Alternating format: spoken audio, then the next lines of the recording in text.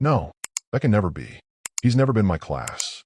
My wife of 5 years said that into a hot microphone in front of 300 people at her company gala. She didn't even look at me. She just handed me her empty champagne glass like I was a waiter and walked toward her boss. I was standing there with our 5th anniversary earrings in my pocket. $5,000 worth of diamonds I'd saved months to buy, realizing my entire marriage had been a lie. This story gets darker than you can imagine. Before I tell you what fell out her bag that night, make sure to subscribe and hit that bell. Also, drop a comment below letting me know where you're watching from tonight. I'm pinhearting the most interesting locations. 8 years together. I was the steady one, the guy who never missed a single one of her big moments. The night she got her first real promotion, junior strategist to account director. She came home exhausted, mascara smudged from happy tears. I had her favorite Thai food waiting, candles lit, and I'd spent the afternoon ironing every blouse in her closet so she could wake up feeling like a queen. She crawled into my lap on the couch, buried her face in my neck, and whispered, "You're my secret weapon, Alex. I couldn't do this without you." I believed her so completely I would have walked through fire for those words. When her mother got sick and Elena was stuck in London on a deal, I drove 8 hours to be at the hospital, held her mom's hand through the night, sent Elena updates every hour so she could focus on closing the contract. When she finally flew back, she hugged me so tight in the airport and said, "You're the only man who's ever made me feel safe enough to chase my dreams." I still have the voice note she left me that night, crying, telling me she loved me more than anything. I built my career quietly in finance. Never bragged, never needed to. While she chased titles, I climbed steadily, senior analyst to VP, always making sure we had the house, the savings, the stability she said she wanted. Every Sunday, I ironed her blouses so she could look perfect for the world. While I was making sure she had no wrinkles, she was making sure I had no place in her future. It took her 5 years to build a life with me, and 5 minutes to hit delete on every memory we ever had. The gala was supposed to be her coronation. Rooftop venue, city lights glittering below like a sea of stars, soft jazz weaving through the warm evening air. The place was alive, clinking glasses, laughter bubbling from groups of suited executives, the faint scent of expensive cologne and fresh flowers hanging in the breeze. Elena looked like she belonged on a magazine cover. Emerald dress hugging every curve, hair swept up in elegant waves, those earrings catching the light the same way her laugh used to catch my breath. I'd booked the suite upstairs, champagne on ice, her favorite playlist ready. I wanted her to feel celebrated, adored, unstoppable. We arrived arm in arm, her hand warm in mine as we navigated the crowd. She introduced me to colleagues with that polished smile. "This is my husband, Alex, the one who keeps everything running so I can shine." People nodded, clinked glasses, said we were couple goals. I felt proud, a quiet glow in my chest. This was us. Solid. Real. The evening built slowly, the hum of conversations, the occasional toast echoing across the rooftop. Then the awards portion began. The MC took the stage, spotlights cutting through the dusk. Names were called, applause rippled like waves. When they announced Executive of the Year, her name rang out clear and strong. The room erupted, cheers, whistles, standing ovation. She squeezed my hand one last time, her fingers lingering for what felt like a heartbeat too long, and glided to the stage with that confident stride I'd always loved. Victor, her boss, mid-40s, cologne ad handsome, stepped forward with a crystal trophy. He hugged her, his hand resting low on her back a second too long, their smiles too familiar. The applause faded as he grabbed the mic for a playful aside. "Elena, huge congrats. With a win like this, you must have someone special waiting to celebrate. Husband? Boyfriend? Or are you keeping options open for the next level?" The room let out that polite, expectant chuckle, the kind that hangs in the air like anticipation. Eyes turned to her. Colleagues, bosses, friends. I stood near the front, heart swelling, smiling up at the stage, ready for her to pull me into the moment. My amazing husband Alex is right here, cheering me on. I could almost hear the cheers that would follow, the pats on the back, the toast to us. She paused, that split-second hitch. Then her eyes locked on mine. Not with the warmth I knew, not with love or even guilt. With something colder, sharper, like a blade glinting under the lights. Dismissive. Final. No, Victor, she said clearly, her voice steady and amplified, carrying to every corner of the rooftop. I'm single, completely unattached, and honestly, thrilled to be free for whatever comes next. The chuckle shifted, some awkward, some approving, like she just dropped an empowering line. Victor grinned wide, raised his glass, to new chapters and bigger moves. They clinked, the sound crisp and echoing. But the air felt thicker now. A colleague from the back, someone I'd met earlier, half laughing, half confused, called out over the murmurs. Mrs. Elena, aren't you married to Mr. Alex? He's right there in the front. The room quieted further, a wave of whispers building. Elena turned slowly toward the voice, her trophy still gleaming in her hand. Then her gaze slid back to me, deliberate, unflinching. She leaned slightly into the mic, her expression calm, but her eyes like ice. No, she said, the word hanging heavy, deliberate. That can never be. He's never been my class. The silence hit like a punch. 2 full heartbeats where the jazz seemed to stop, the city lights blurred, and every eye in the room flicked between us. Then the nervous laughter started, scattered and uneasy, whispers exploding into hushed conversations. Did she just... Oh my God! Is that her husband? My chest tightened, blood roaring in my ears, the humiliation sinking and slow and sickening. Every second stretching as the reality settled. Public erasure, betrayal, mockery wrapped in one deliberate sentence. She stepped down from the stage, her heels clicking sharp on the platform, and walked straight to Victor's side, her arms slipping into his like I was already a ghost. Cameras flashed. They posed, laughing softly as if nothing had happened. The crowd resumed their conversations, but the energy had shifted. Awkward glances my way, pitying looks from people I'd shaken hands with earlier. I stood frozen, the champagne flute she'd handed me still cold in my hand, the weight of 300 stares burning into my skin. The world tilted, slow and nauseating. I didn't make a scene. I turned and walked out the service exit. On my way past the gift table, I pulled the earrings out of my pocket, looked at them one last time, the diamonds that used to catch her laugh. Then I dropped them straight into a random woman's open gift bag. She looked at me, confused, and I just smiled. Happy anniversary, I whispered. Keep them. They're cursed anyway. $5,000 worth of, you weren't worth it, handed off like trash. No hesitation, no regret, just gone. I drove home numb, her words looping. He's never been my class. Got inside, lights off, sat on the couch in my tux, opened Instagram, habit, hoping for a text, a story apology, anything. Her story was live. First slide. Her and Victor on stage, his arm around her waist, both beaming. Caption, new era, no regrets. Hashtag unattached, hashtag next level. Comments flooding. Queen, upgrade unlocked. Power couple energy. I scrolled her grid. Every photo of us. Honeymoon in Santorini. Anniversary dinners. Silly selfies from road trips. Gone. Deleted. In their place. Curated memories reels. Old college shots of her alone. Career milestones. And now fresh ones with Victor. Late night office brainstorms timestamped 6 months back. Weekend getaways labeled team retreats. Dinners with captions like grateful for real alignment. She'd been erasing me for months, archiving our life while I ironed her blouses and planned my surprise. My promotion to senior VP at a competitor firm, 6-figure raise, the financial security she always said she wanted. That's when the world actually ended. Not the mic drop, the quiet deletion. She'd been curating a new narrative where I never existed. Guys, if you think Alex should have stayed and fought, comment the word stay. But if you think you should burn her career to the ground, comment revenge and hit that subscribe button right now. I read everyone. She came home at 4:12 a.m., heels clicking, makeup smudged, smelling like Victor's cologne and rooftop champagne.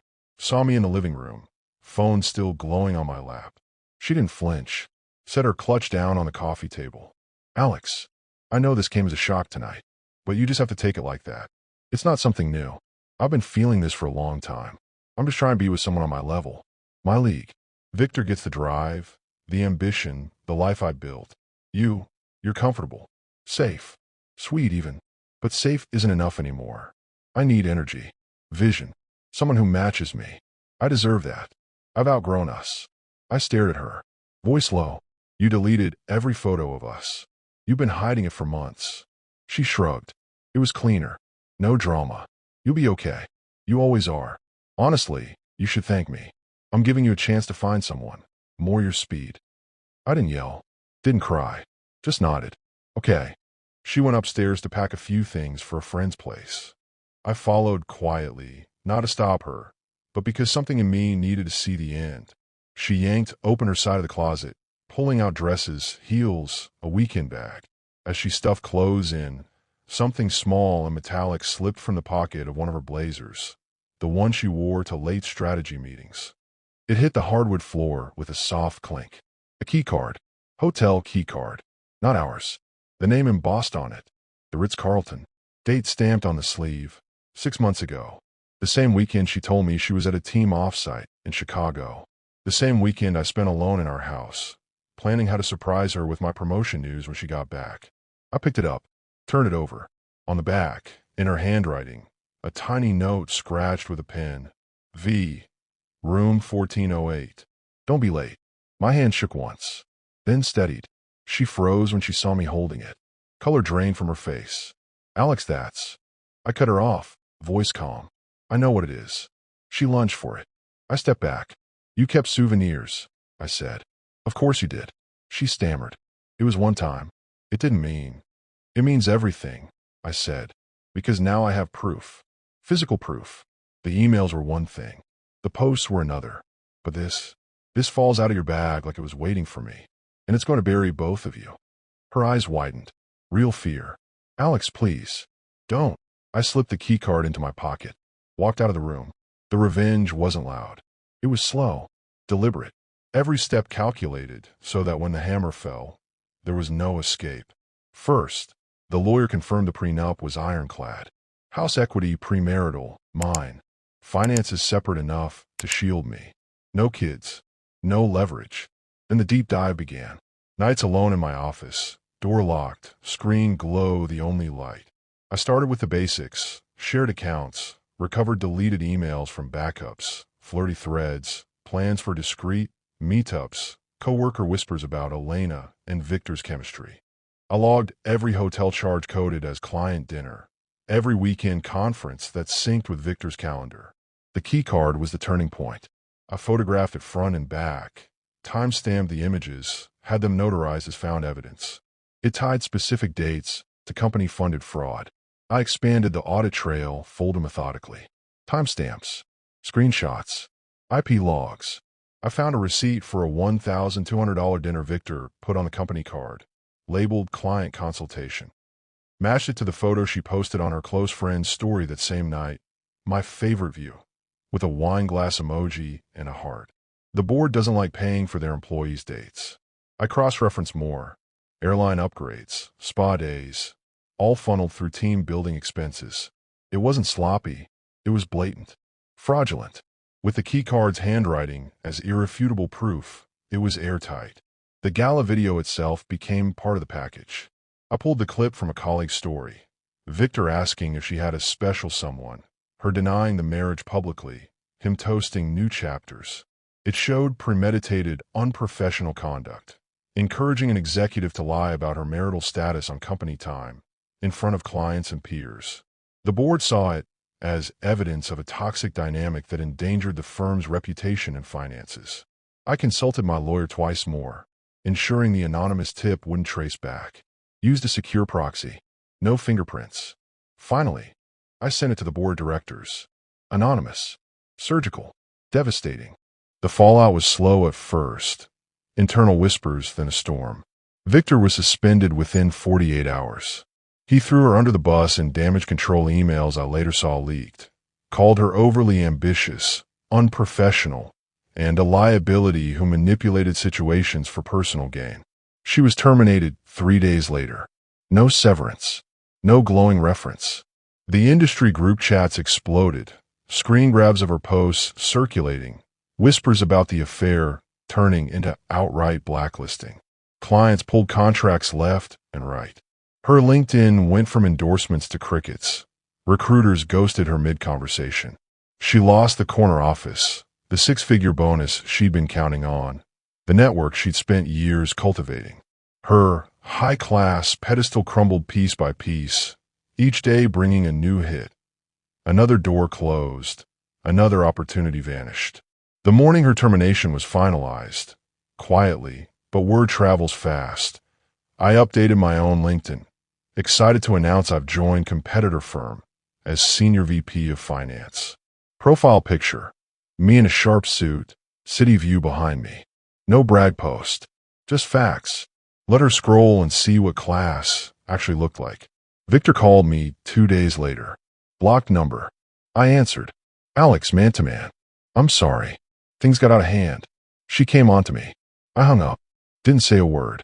He wasn't worth the breath. Served the papers over coffee. She didn't drink. Divorce. Clean. You keep your debt from those business trips. House stays mine. She sobbed. Real, ugly tears. Alex, please. I made a mistake. I was caught up. We can fix this. I still love you. No. You chose your league. Go live in it. High-end boutique scene. A few months later, I walked into a high-end boutique downtown to buy a gift for my sister's birthday. A simple necklace, nothing flashy. I was wearing the tailored navy suit I'd bought with my first senior VP bonus, the new titanium watch gleaming under the soft lighting. The place smelled like leather and expensive perfume. A woman in a uniform came out from the back to help. It was Elena. She froze mid-step. Makeup lighter, hair pulled back in a neat but tired bun. Name tag pinned crookedly. Elena, associate. She looked thinner, eyes hollow, the glow she used to carry gone. She swallowed, forced a professional smile. Sir, welcome. How can I assist you today? I looked right through her. No anger, no pity, just calm. I'm looking for a necklace. Something elegant. Under $300. Her hand shook slightly as she pulled out trays. She kept glancing at my face, then down at my watch, the one she'd never seen before. She realized in that moment that she hadn't outgrown me. She had just disqualified herself from the life I was still building.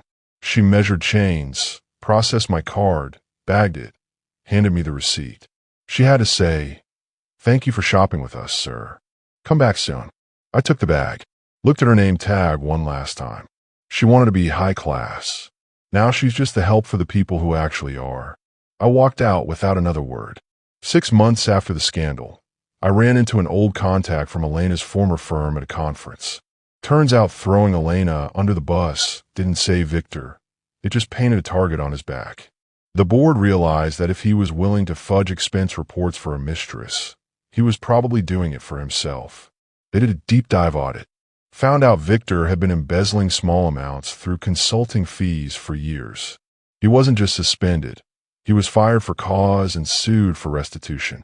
His power couple lifestyle with Elena cost him his career, his reputation, and his $400,000 a year salary. The last time someone saw him, he was drinking alone at a dive bar, the kind of place Elena would have said was beneath her. Turns out, when you lose your title, you find out exactly what league you really belong in. I was her secret weapon. She just forgot that a weapon is only useful until it's pointed at you. She wanted someone in her class. Financially, morally, professionally, I was always above her. She never looked down long enough to see it. She's finally in a class of her own, alone, unemployed, working retail, facing potential fraud charges. And I'm free, whole, stronger than she ever gave me credit for. Because real class isn't measured by titles or status. It's measured by the person who stays loyal through the ordinary days, and the quiet strength it takes to walk away when someone decides you're beneath them. Betrayal burns hot at first, but revenge? It's cold, patient, and when it lands forever. She wanted to climb the ladder, but she forgot who was holding it steady. If you think Elena got exactly what she deserved, hit that subscribe button for more stories of cold-blooded revenge. And don't forget to check the pinned comment. Drop a revenge if you're still with me. See you in the next one.